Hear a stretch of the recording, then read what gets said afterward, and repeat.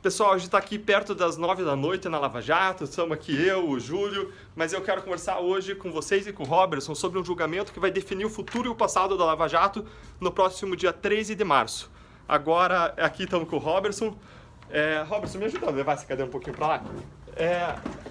O Robertson é um grande parceiro de trabalho ao longo da vida. Ele foi meu estagiário, não vou nem falar quando, porque eu vou ficar com vergonha, vou denunciar a minha idade. Ainda bem que ele é bem forte aqui para mudar a cadeira. E a gente quer conversar com vocês sobre algo que é fundamental para a Lava Jato, que é esse julgamento do Supremo no dia 13 de março desse ano de 2019.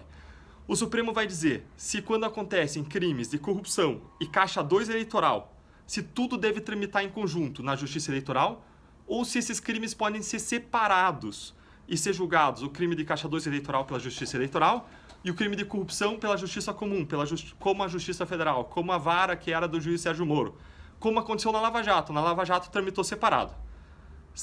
E vamos entender quais são as implicações desse julgamento e por que ele é vital para a Lava Jato. Bom, vamos começar entendendo qual que é a relação entre corrupção e caixa 2. E aí, Robinho? Como é que você explicaria essa relação? Bom, de uma forma, assim, simplificando um pouco, a diferença fundamental entre o caixa 2 e a corrupção, e ambos às vezes estão presentes no mesmo caso, diz respeito ao destino dado pelo dinheiro, pela propina recebida. Então, é possível imaginar um caso onde o corruptor promete e paga a propina para um agente político, e esse agente político embolsa, gasta com viagens, bens de luxo, iates e bens supérfluos. E é possível imaginar também um caso onde esse agente político recebe a propina e investe total ou parcialmente essa propina na sua campanha política. Ou seja, usa esse dinheiro para ser eleito e não declara isso à Justiça Eleitoral. No primeiro caso, onde ele recebe uma propina e oferece, digamos, as suas facilidades para quem pagou a propina, mas ele não usa na campanha eleitoral, se tem só o caso de corrupção, um caso muito grave. No segundo caso, quando ele recebe a propina do corruptor e investe essa propina na sua campanha e não declara isso à Justiça Eleitoral, ele pratica a corrupção e o caixa 2. E existe uma terceira hipótese em que ele não promete fazer qualquer ato para o agente que paga o dinheiro por fora, e aí se tem o chamado caso de recebimento de valores para a campanha, única e exclusivamente, sem qualquer promessa de ato dele, e aí seria só o caso de caixa 2. Na prática, o que a gente tem visto aqui é que, na maioria dos casos, não há lanche grátis. Então, o agente político, quando recebe os valores, a propina, ele, via de regra, já abre as portas para que aquele agente que paga a propina receba um benefício logo em seguida, quando ele for eleito. Então, via de regra, nos casos aqui, a gente tem a corrupção caracterizada. Em alguns casos, é possível desse agente político investir a propina recebida na campanha, para que ele seja eleito, em outros não. Mas a grande questão que você trouxe, Deltan, e que é muito sensível, importantíssima para a Lava Jato, diz respeito ao fato de que... Mas só antes da gente avançar, só para entender o que você disse. Então, o que você está dizendo aqui, o crime de corrupção gera dinheiro, é uma venda do serviço público. Exato. E quando a pessoa gera dinheiro e recebe a propina, ela pode colocar no bolso, e aí você tem só corrupção, ou pode colocar no seu bolso e investir na campanha eleitoral. Aí você conjuga a corrupção com crime de caixa 2 eleitoral. É isso. É isso? E você ainda falou de uma terceira possibilidade, que é quando a pessoa recebe o dinheiro, mas sem vender o serviço público. Sem vender o serviço público, você não tem corrupção. Exato. Você tem aí simplesmente um crime de caixa 2 eleitoral. Exato. E aí o que você disse ainda é que na Lava Jato, em casos como a Lava Jato, em que você tem tantos políticos envolvidos, o que a gente viu em geral é que a pessoa recebia o dinheiro vendendo o serviço público. Mesmo quando ele recebia dizendo que ele queria contribuição para a campanha, na verdade ele estava se comprometendo a praticar atos em benefício daquelas empresas que faziam os pagamentos, ou seja, que normalmente o crime de caixa 2 eleitoral, a doação de campanha não contabilizada, estava associado à venda de serviço público, isso de modo geral. Ou seja, na Lava Jato, caixa 2 e corrupção estão muito relacionados. E aí vem o problema que você ia mencionar. É até Qual interessante para ficar claro isso, que muitas vezes os agentes criminosos eles usam palavras para amenizar o que se trata. Então, em vez de chamar de propina, eles chamam de comissão. em vez de chamar de cartel, eles chamam de pacto de não agressão. E às vezes, ao invés de pedir uma propina, eles pedem uma contribuição eleitoral. O detalhe é que às vezes eles pedem contribuição eleitoral fora do período de campanha. Então, no ano seguinte, depois de ter sido eleitos. Então, isso não faz o menor sentido. Ou seja, era uma desculpa. O cara chegava para a empresa, queria dinheiro, pedia uma, abre aspas, contribuição eleitoral, mas como isso não é nem registrado, não vai para o Caixa 1, não é declarado, ninguém controla onde é que vai parar esse dinheiro. E aí você vê vários políticos desfilando com fortunas amealhadas mediante pedidos de contribuição para empresas. É isso que você está dizendo? É isso aí. Legal. E o que vai ser julgado no dia 13 de março? E por que isso é tão importante para a Lava Jato? Pois então, existe a Justiça Eleitoral e, de acordo com o Código Eleitoral, ela seria a justiça responsável por julgar o crime de Caixa 2, que no Brasil hoje é o artigo 350 do Código Eleitoral, uma falsidade ideológica. O político recebe uma doação e não declara a Justiça Eleitoral. A pena é de até 5 anos.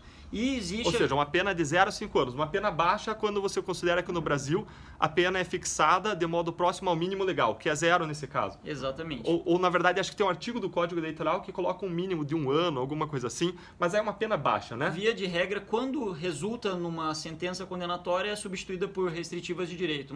Fornecer cesta básica, prestar serviços comunitários, algo do gênero. Ou seja, já não tem um crime de Caixa 2 sólido, consistente no Brasil, que puna de modo adequado essa trapaça eleitoral, né? E, na maioria dos casos, o que acontece, na verdade, é a prescrição do delito. Porque a prescrição, o tempo que se pode apurar o delito, ele é regulado pelo montante da pena. Sendo baixo o montante da pena, ele prescreve com maior facilidade. Então, a Justiça Eleitoral seria responsável pelo crime de Caixa 2.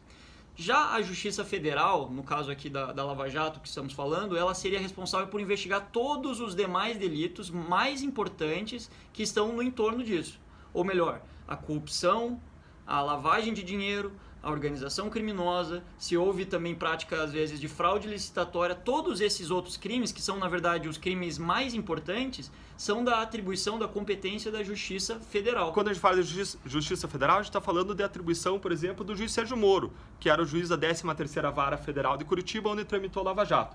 E essa decisão do dia 13 pode tirar tudo isso da vara do juiz Sérgio Moro e jogar para a Justiça Eleitoral, é isso? E qual que é a consequência disso? Por que isso é tão ruim para a Lava Jato? Bom, um primeiro ponto, se o Supremo entender agora no dia 13 que pela alegação da defesa que houve Caixa 2, deverá ir toda a investigação da corrupção, da lavagem, da organização criminosa para a Justiça Eleitoral, o primeiro efeito imediato seria, olha, existiriam dezenas de casos em que estamos investigando, estamos próximos de chegar a uma conclusão aqui, que seriam retirados do dia para a noite da Lava Jato. E iriam para uma pessoa que não conhece nenhum detalhe do caso. Então, cairia no colo de uma pessoa que não está acompanhando a investigação, às vezes investigações que duram já 6 meses, 1 ano, 2 anos, crimes muito complexos, com cooperações internacionais, colaborações premiadas, afastamento de sigilo, um verdadeiro quebra-cabeça. Então, quem recebe isso fica perdido nesse mar de provas, né?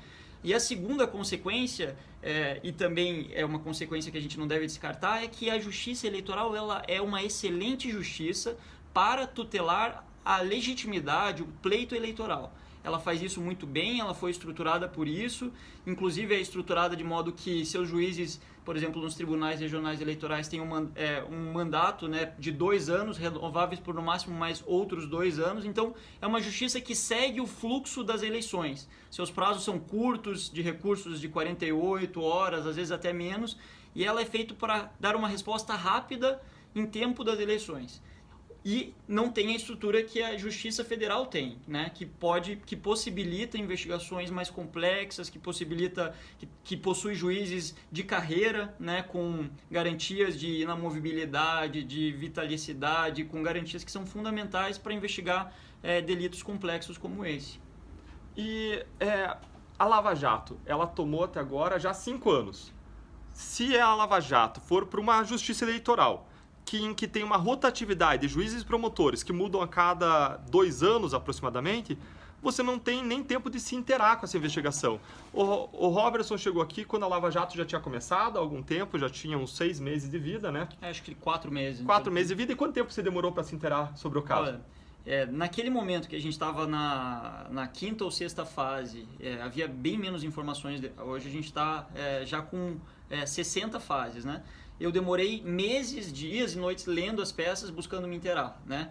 A partir do momento que eu cheguei, teve as primeiras colaborações, né, de Alberto Youssef e Paulo Roberto Costa, que descortinaram um mundo novo de fatos, e isso tudo foi sendo aprofundado. Então, é impossível alguém compreender de forma ampla um grande conjunto de ilícitos como esse que investigamos aqui do dia para a noite. E em se tratando de um mandato de 2 anos, é muito provável que essa pessoa priorize o que de fato é a prioridade da justiça eleitoral, né, que são as eleições, as fraudes eleitorais, as propagandas indevidas, os registros que não deveriam acontecer. Aliás, tem vários artigos da lei que determinam que a justiça eleitoral deve dar prioridade para esses outros casos.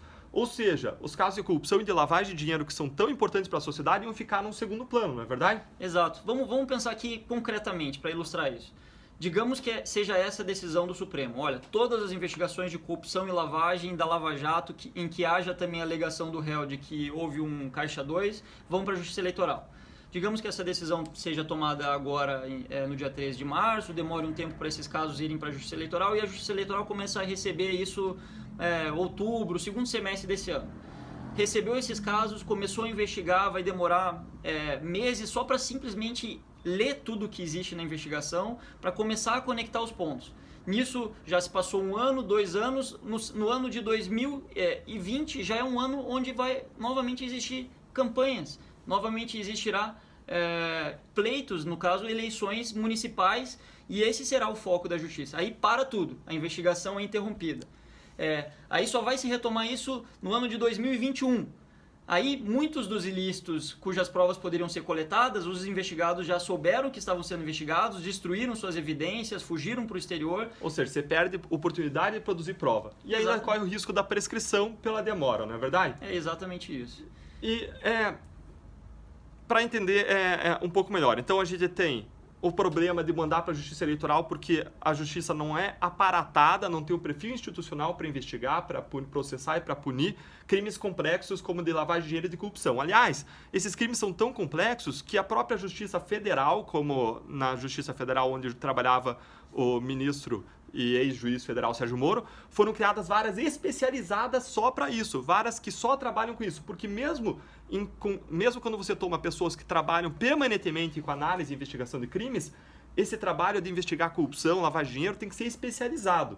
E aí você vai para outra justiça que tem outra especialidade, ou seja, a gente não pode esperar que crimes de corrupção e lavagem de dinheiro vão ser investigados e punidos de modo adequado. Não por má vontade de juízes eleitorais ou promotores eleitorais, de modo nenhum, mas por ausência de especialização, de aperfeiçoamento e de perfil institucional. E de estrutura, né? Toda a estrutura dos tribunais regionais federais, dos próprios serviços que são acessórios, eles existem e funcionam na justa medida para dar uma resposta às eleições. Quando você traz para eles um mundo novo, do dia para a noite, de ilícitos complexos para investigar, é quase certo que esses ilícitos não vão ser investigados e processados em tempo. E é por esse motivo que tantos investigados defendem que suas investigações devem ir de mala e cuia, né, de corrupção, lavagem e Caixa 2 para a Justiça Eleitoral. Gente, isso chove agora. Todo investigado que está sendo investigado por corrupção quer pedir para o Supremo Tribunal Federal, para as outras instâncias, mandarem os seus casos para a Justiça Eleitoral, justamente por conhecerem esse cenário maior e por saberem que eles têm uma chance muito menor de serem punidos se os seus casos forem para a Justiça Eleitoral. Aliás, as alegações comuns, não custa lembrar, né? Quando algum agente político é confrontado com um possível recebimento de vantagem ilícita, de recebimento de propina, a primeira defesa que ele faz, digamos, no dia em que foi deflagrada a operação, é falar, olha, todos os valores que recebi da empreiteira X foram declarados à Justiça Eleitoral. Essa é a primeira declaração dele. Aí quando se mostra que ele recebeu valores que não os declarados da Justiça Eleitoral, ele fala, olha, isso aqui não é corrupção. No máximo que isso aqui é uma doação que não foi declarada à Justiça. E aí, se a gente continua a investigar... Ou seja, no máximo Caixa 2. Essa é a próxima alegação dele, né? No máximo Caixa 2. Mas quando a gente continua a investigar, a gente nota que, na verdade, não se tratava nem de uma doação declarada, nem de um Caixa 2, mas sim de uma corrupção. Que por vezes, aquele agente político se comprometeu a aprovar um projeto em favor daquela empreiteira, se comprometeu a destinar verba do orçamento da União para um estado X onde aquela empreiteira ia executar uma obra. Enfim, são dezenas de atos. Ou seja, existiu venda de serviço público. Não era nada de recebimento de doação, era corrupção propriamente dita. E se o dinheiro foi também para a campanha, era corrupção com caixa 2 eleitoral. Mas isso não se descobre do dia para a noite. Existem investigações em curso em que demoramos, às vezes, 6 meses, 1 ano e meio para juntar todas as peças. E às vezes essas peças vêm de diferentes frentes, vêm de uma cooperação internacional, que todos podem imaginar é um procedimento bastante difícil, que envolve 2 ordens jurídicas diferentes, realidades diferentes, vem de uma colaboração premiada que precisa tramitar, ser homologado no Poder Judiciário e aí sim ser utilizada, de informações bancárias, fiscais, de e-mails, então é um verdadeiro quebra-cabeça. Você mencionou uma coisa interessante, a agência da Lava Jato já tem mais de 500 pedidos de cooperação internacional enviados e recebidos. Valia fazer um pedido para o Departamento de Cooperação Jurídica Internacional do Ministério da Justiça para ver quantos pedidos de cooperação foram feitos a partir da Justiça Eleitoral. Eu apostaria que no Brasil foram feitos a menos de 10, se foi feito algum de cooperação internacional. Porque não é... Porque a Justiça Eleitoral não tem perfil para investigar a corrupção, esse tipo de crime. Então não tem como esperar que vá funcionar para investigar esse tipo de crime. E vejam que a gente está falando só do futuro. A gente está falando que se investigações como a Lava Jato e outras semelhantes sobre corrupção política, de políticos, for para a Justiça Eleitoral, isso vai ser um tremendo fracasso, um tremendo retrocesso para todo o futuro. Agora vamos falar um pouquinho do passado. Se o Supremo disser que quem deve julgar é a Justiça Eleitoral, o que acontece com os nossos casos passados? Veja que o Supremo vai estar dizendo que a gente errou aqui na Lava Jato, que todos os casos da Lava Jato não deveriam tramitar na vara do juiz Sérgio Moro, mas deveriam ter tramitado lá na Justiça Eleitoral.